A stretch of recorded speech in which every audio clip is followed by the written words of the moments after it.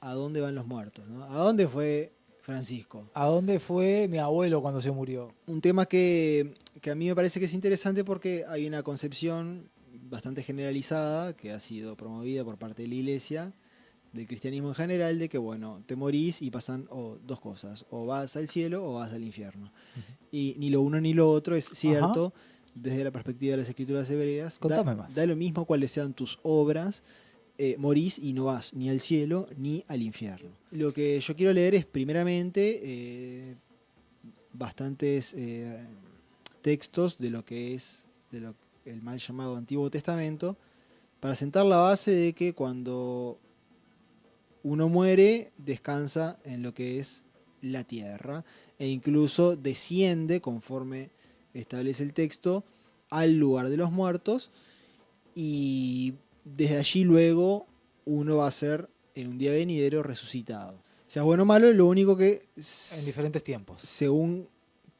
cuál haya sido tu rol en esta creación, según a lo que hayas sido llamado y lo que hayas hecho, en qué momento resucitas.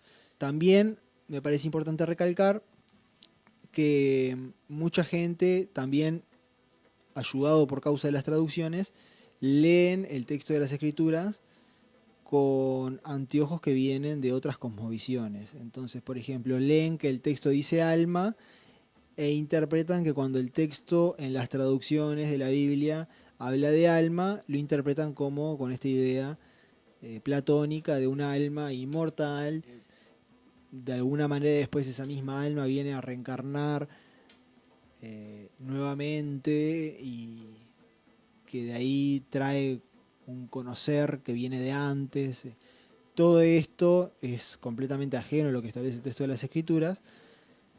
Me parece que está bueno enfatizarlo, más allá de que se puede puntualizar exactamente, pero bueno, a tal punto de que cada vez que aparece la palabra alma en las traducciones, en hebreo por lo general, cada vez que eso sucede, la palabra es nefesh, que refiere al acto de respirar, a un ser que respira, y aparte se aclara de que este nefesh, este ser que respira, el nefesh, está en la sangre. Leo primeramente Salmos 146, verso 3 y 4. Dice: no se confíen en generosos, en hijo de hombre, porque no existe en él Teshua, palabra que traduce en salvación. Y dice después: no se confíen en el hombre, porque no existe en él salvación, como dicen las traducciones. Y agrega un ejemplo de lo que implica ser un hombre.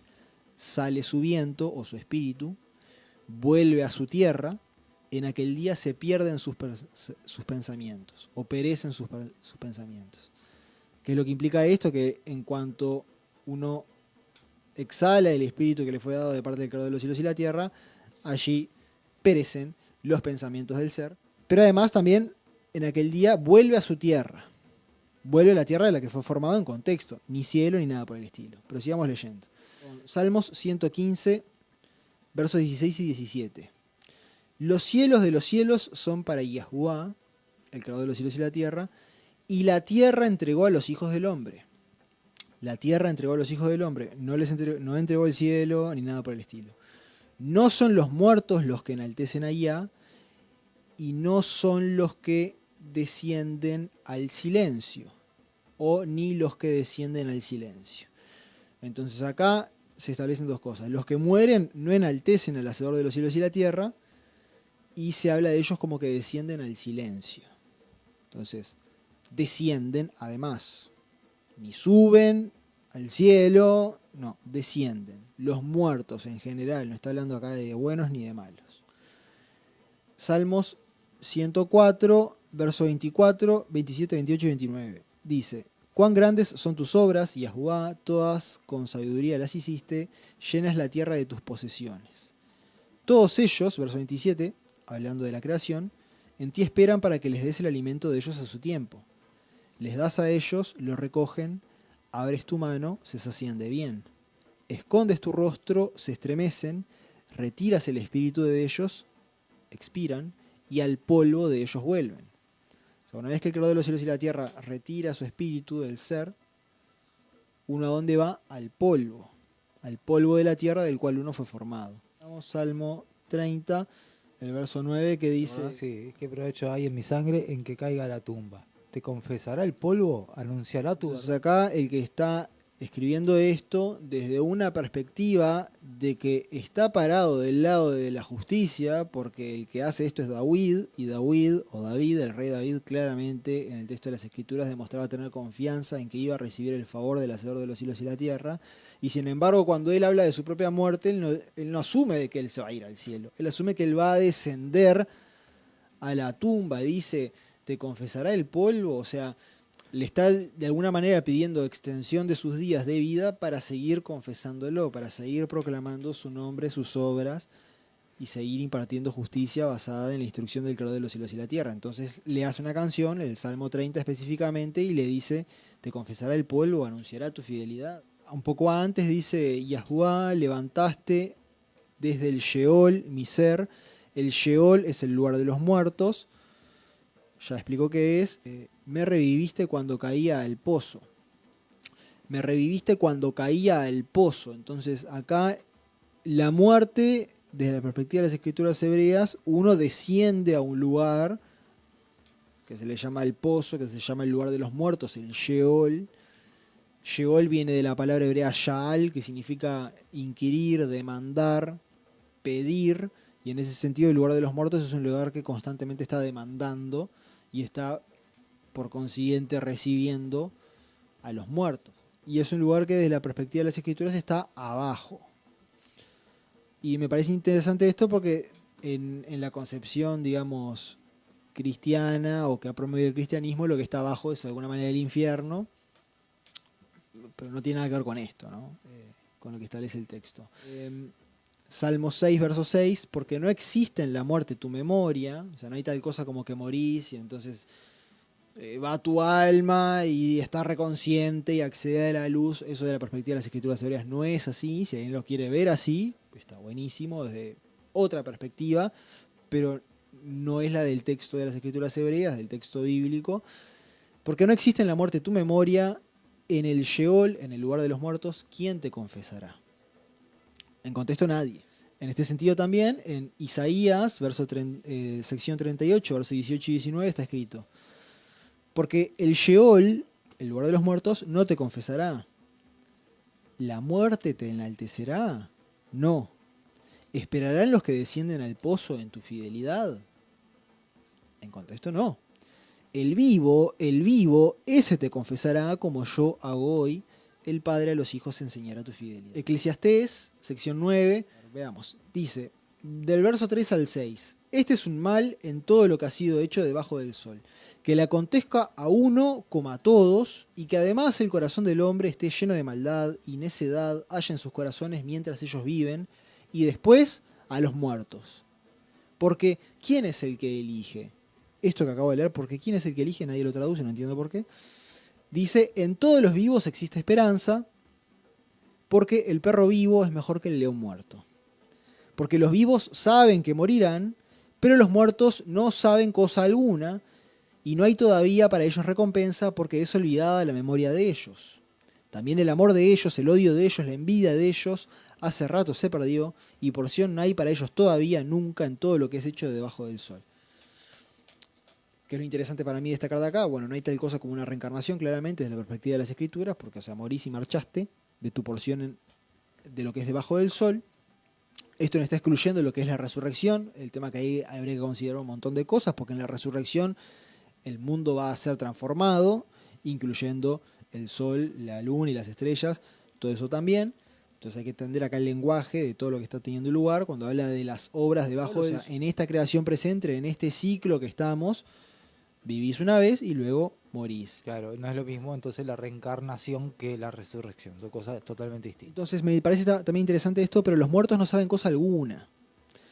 Entonces morís y no vas a la fuente de la sabiduría, no conectás con tu hacedor, no, estas nociones, ¿no? Que yo estoy hablando desde la perspectiva de las escrituras hebreas, ¿no? El que lo quiera mirar distinto, reitero que lo mire distinto, pero mucha gente influenciado por esto que tiene una cuestión como de índole grecorromana, pero también hindú y todo lo demás, después con esos lentes leen, por ejemplo, las escrituras o les cuesta entenderlo, pero porque están mirándolo con unos lentes ajenos a lo que el texto establece. Génesis 37, verso 35, en contexto, Jacob, asumiendo de que uno de sus hijos haya muerto, el relato dice lo siguiente: y se levantaron todos sus hijos e hijas para consolarlo, pero rechazó ser consolado por ellos y dijo: porque descenderé a mi hijo de luto al Sheol.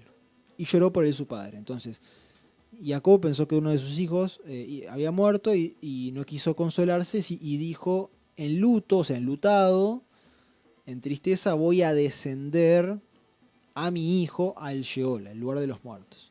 Entonces, nuevamente, Jacob, también alguien de quien se habla favorablemente en el texto de las Escrituras, no asume de que va a subir por una escalera al cielo, sino de que asume de que cuando muera va a descender al lugar de los muertos, ¿no? Hay muchos ejemplos, pero bueno. Uno que está en el libro de Números, sección 16, versos 29 en adelante. En contexto, están en el desierto, Moisés. Hay uno que es Coraj o Coré, según las traducciones, que se revela, básicamente quiere tomar el liderazgo, está cansado de que el líder sea Moisés, Moya. Y Moya lo que plantea básicamente es lo siguiente: plantea un desafío y le dice a la gente, ¿no? Estaban todos reunidos y dice: si como muere cualquier hombre, mueren ellos, en contexto de lo que se estaban rebelando contra su autoridad, y si con acusación, como a cualquier hombre se les acusa a ellos, a mí no me envió Yahuwah. Pero si novedad crea Yahuwah y ensancha la tierra a la boca y los traga a ellos y a todo lo que es de ellos y descienden vivos al Sheol, entonces conocerán que blasfemaron los hombres estos a Yahuwah. Y sucedió que conforme terminó de hablar las palabras estas, entonces se rasgó la tierra que estaba debajo de ellos y abrió la tierra a la boca y los tragó a ellos y a las casas de ellos y a todos los hombres que estaban por Coraj y a todas sus posesiones. Y descendieron ellos y todo lo que era de ellos vivos al Sheol, al lugar de los muertos, y cubrió sobre ellos la tierra y se perdieron de en medio de la congregación. O sea, para enfatizar que no solo simbólicamente este lugar de los muertos está abajo, sino que, según establece el texto, literalmente está debajo de la tierra. Desciende y desde esa sepultura, desde ese descenso, desde ese lugar de los muertos, uno después es levantado desde allí. Y en ese sentido está escrito, por ejemplo, 1 de Samuel, sección 2, verso 6, lo siguiente: Yahuwah hace morir y hace vivir, hace descender al Sheol y hace subir. ¿Hace subir a donde? ¿El cielo? No, eso no está escrito en ninguna parte. Hace subir en contexto desde el Sheol, desde el lugar de los muertos. Pero en este sentido también una profecía que refiere al Mesías y que en el propio texto del Pacto Renovado, mal llamado Nuevo Testamento, se menciona en referencia a que el Mesías iba a resucitar. Salmos 16, versos 10 y 11 está escrito: porque no abandonarás mi ser en el Sheol, no entregarás a tu compasivo para ver corrupción, me hiciste conocer el sendero de la vida. En definitiva, el Mesías no fue abandonado, porque esta profecía refiere a él, en el lugar de los muertos, sino de que allí se le mostró el sendero de la vida, desde allí se le otorgó a él, antes que a ningún otro, la resurrección, de lo cual es él el garante. Salmos 89, 49: ¿quién es el hombre que vivirá y no verá la muerte? ¿Escapará su ser de mano del Sheol? Sela. La respuesta es no. Nadie escapa, si uno muere, de las manos del Sheol. ¿Y quién no muere? Bueno, excepto los que estén vivos cuando venga el Mesías y haya un cambio en lo que refiere a este ciclo actual en el que estamos, todos van a morir, todos van al lugar de los muertos. Allá está Francisco, allá están todos los que murieron hasta ahora, están en el lugar de los muertos, exceptuando el Mesías, que es primicias de la resurrección, otros que está escrito que resucitaron después de la resurrección de él, que serían sus primicias, los que él presenta ante el Padre, que serían los 24 ancianos del libro de Apocalipsis. Pero después lo que se viene es una futura resurrección.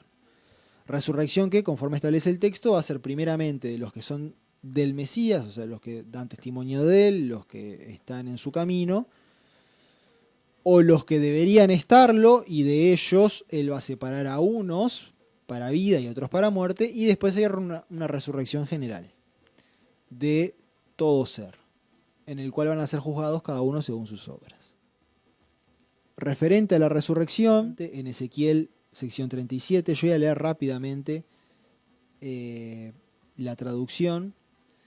Está escrito lo siguiente, Ezequiel 37, verso 1 en adelante. La mano de Yahuwá vino sobre mí y me llevó Yahuwá en espíritu y me puso en medio de un valle que estaba lleno de huesos. Y me hizo pasar cerca de ellos por todo en derredor, y aquí eran numerosísimos en el gran valle y secos en gran manera. Y me preguntó, hijo de hombre, ¿podrán vivir estos huesos? Y respondí, soberano Yahuwá, solo tú lo sabes. Me dijo entonces, profetiza sobre estos huesos y diles, huesos secos, escuchen la palabra de Yahuwá. Así hizo soberano Yahuwá estos huesos. Miren, yo voy a entrar al espíritu en ustedes y vivirán. Y pondré tendones sobre ustedes y haré subir sobre ustedes la carne y los cubriré de piel y pondré en ustedes espíritu y vivirán y sabrán que yo soy Yahuwá. Profeticé pues como me fue mandado, y mientras profetizaba hubo un ruido, y luego he aquí un estremecimiento, y los huesos se juntaron hueso con hueso. Y mirando yo, he aquí tendones y carne crecieron sobre ellos, y los cubrió la piel por encima, pero no había espíritu en ellos.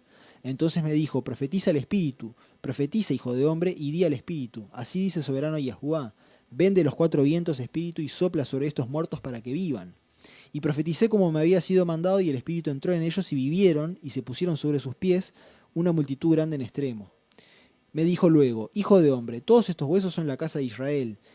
He aquí que dicen, nuestros huesos están secos, nuestra esperanza se ha desvanecido, estamos del todo perdidos. Por tanto profetiza y diles, así dice el soberano Yahuwá, pueblo mío, miren, yo abro los sepulcros de ustedes, las tumbas de ustedes, y los hago subir de sus sepulturas, y los traeré a la tierra de Israel. Y cuando abra los sepulcros de ustedes y los saque de sus sepulturas, pueblo mío, sabrán que yo soy Yahuwá.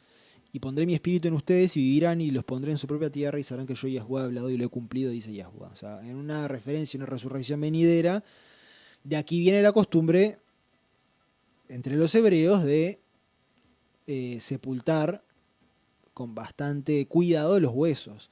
No porque creyeran que eran como los egipcios, que embalsamaban a los muertos y los llenaban de posesiones materiales como si se fuesen a llevar algo, porque incluso el texto de las escrituras hebreas habla en ese sentido de que uno morir no se lleva absolutamente nada, de lo cual es evidentemente obvio. Pero la costumbre de sepultar los huesos con bastante cuidado tenía que ver con que era un símbolo de una esperanza venidera, de que un día esos huesos iba, como está en esta profecía, iba a volver a ver sobre ellos un cuerpo, y en ese cuerpo un espíritu. No necesariamente el mismo cuerpo, pero sí un cuerpo renovado, sobre lo cual también vamos a estar leyendo algo. Por eso no está bien visto de la perspectiva de las escrituras, por ejemplo, la incineración. El incinerar un cuerpo muerto solo se realizaba en caso de que haya utilizado el cuerpo muerto de alguien para cosas no buenas. En ese caso se lo incineraba, pero me parece interesante que la costumbre, la práctica de sepultar los huesos de determinada manera, con determinado cuidado, tiene que ver con la esperanza que está puesta en una vida venidera, y por eso el cuidado de los huesos. Por el símbolo, no por necesariamente que si no los cuidas vaya a pasar algo. Sigo con lo de la resurrección. Daniel 12, verso 2. Y muchos de los que duermen o están muertos en el polvo de la tierra despertarán, unos para vida eterna y otros para confusión, para repulsión eterna. Entonces, ¿dónde están? En el polvo de la tierra. No están ni en el cielo, no están en otra galaxia, porque aparte tal cosa no existe. Están en el polvo de la tierra. Unos van a despertar o a resucitar para vida y otros para confusión, repulsión eterna, como dice acá el texto. Isaías 26, verso 19. Vivirán tus muertos, mi cadáver los levantará. Acá claramente es una profecía que refiere al Mesías y al hecho de que su muerte implicaba el camino de la vida y de la resurrección. Vivirán tus muertos, mi cadáver los levantará. Al despertar entonces se gozarán los que habitan el polvo. ¿Dónde están los muertos? En el polvo. Más concretando el asunto, textos del pacto renovado. Acá tenemos que entender de que esta es la perspectiva de las escrituras hebreas. Pero ¿qué pasa? Después el cristianismo por lo general desecha esta perspectiva, saca de contexto los textos del pacto renovado, del mal llamado Nuevo Testamento, y bueno, hacen con eso un matete. Y en este sentido me parece interesante que mucho del matete se hace con uno que se llama Shaul, con uno que se llama Pablo. Y quiero leer algo que dice referente a la resurrección pero el contexto de lo que está diciendo en Hechos, sección 24, verso 14 y 15. Dice: pero esto te confieso, al que le está hablando, que según el camino que ellos llaman secta, yo así, en este camino que ellos, los que me acusan, llaman secta, así estoy sirviendo al Eluhaim, al ser superior de mis antepasados, creyendo todo lo que es conforme a la Torá, conforme a la instrucción, y lo que está escrito en los profetas, teniendo esperanza en el Eluhaim, en el ser superior, la cual ellos también mismos abrigan, que ha de haber resurrección tanto de justos como de injustos. Entonces, ¿cuál es mi punto? Este acá que habla de la resurrección, ¿cuál es el contexto? De que él cree en todo lo que está escrito en la Torá y en los profetas. Entonces, ¿cuál es la cosmovisión de la Torá y de los profetas? Que los muertos bajan al polvo. Si alguien agarra sus escritos para interpretar otra cosa, no está entendiendo lo que él mismo está diciendo. Shaul, el mismo que acabamos de leer, que dijo que él se basa en lo que está escrito en la Torá y en los profetas, y de ahí deriva lo que es la resurrección. Un verso que he sacado de contexto. Dice, Primera de Tesalonicenses, sección 4, verso 14 en adelante. Dice, porque si creemos o confiamos que Yahushua, el que el mundo conoce como Jesús, murió y resucitó, así también traerá Eluhaim con Yahushua a los que durmieron en él. Traerá en contexto no del cielo, sino desde los muertos. Por lo cual les decimos esto en la palabra del soberano, que nosotros los que vivamos, los que quedemos hasta la venida del soberano, no precederemos a los que durmieron, sino que el soberano mismo, con voz de mando, con voz de arcángel y con trompeta de Eluhaim, descenderá del cielo, y los muertos en el Mashiach resucitarán primero. Después nosotros, los que vivamos, los que hayamos quedado, seremos arrebatados simultáneamente con ellos en las nubes al encuentro con el soberano en el aire, y así estaremos siempre con el soberano.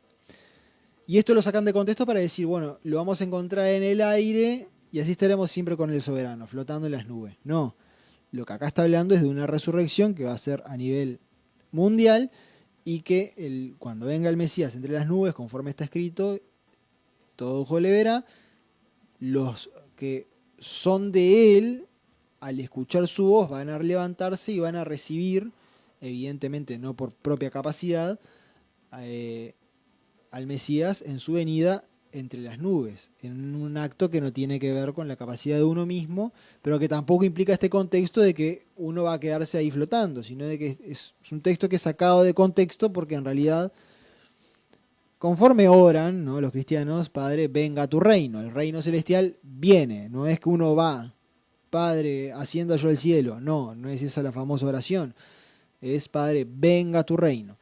¿Por qué? Porque el reino viene en la tierra, y el propio Mesías dice en varias oportunidades, el reino de los cielos no vendrá con advertencia, que digan mírenlo allí o mírenlo allá, y les digo que el reino está en medio de ustedes, porque en medio de ellos estaba el rey, y el rey viene en contexto.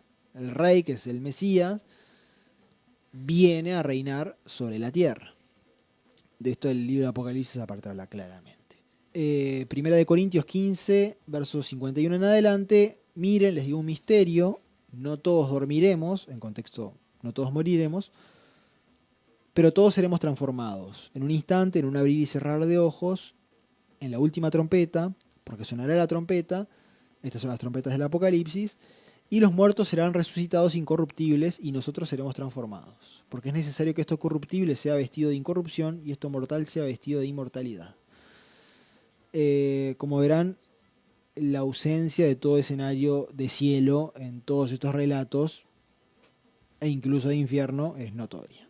Juan, sección 5, verso 21 en adelante. Porque como el Padre levanta y da vida a los muertos, así también el Hijo da vida a los que quiere. Porque el Padre a nadie juzga, sino que todo juicio le encomendó al Hijo, para que todos honren al Hijo como honran al Padre. El que no honra al Hijo, no honra al Padre que lo ha enviado. Amén, amén, les digo, el que escucha mi palabra y es fiel al que me envió, tiene vida eterna y no va a juicio, sino que ha pasado de la muerte a la vida. Amén, amén, les digo, que llega la hora, y ahora es cuando los muertos escucharán la voz del Hijo de Eluhaim, del Hijo del Ser Superior, y los que oigan vivirán. Porque como el Padre tiene vida en sí mismo, así también dio al Hijo tener vida en sí mismo, y le dio autoridad para hacer juicio, por cuanto es el Hijo del Hombre. El verso en cuestión. No se maravillen de esto, porque llega la hora que todos los que yacen en los sepulcros oirán su voz. Y los que hicieron lo bueno saldrán a resurrección de vida, pero los que practicaron lo malo a resurrección de juicio. Claro, ahí volvemos al principio de lo que estabas leyendo, ¿no? Los que levanta el Padre, o sea, la misma imagen, ¿no? De levantar de los sepulcros. Y acá hay buenos y hay malos en el relato, pero no es y los que están en el cielo y los que están en el infierno. No, no. Están todos en los sepulcros, van a oír la voz del Mesías en su venida. Los que hicieron lo bueno resucitan para vida, los que hicieron lo malo resucitan para juicio.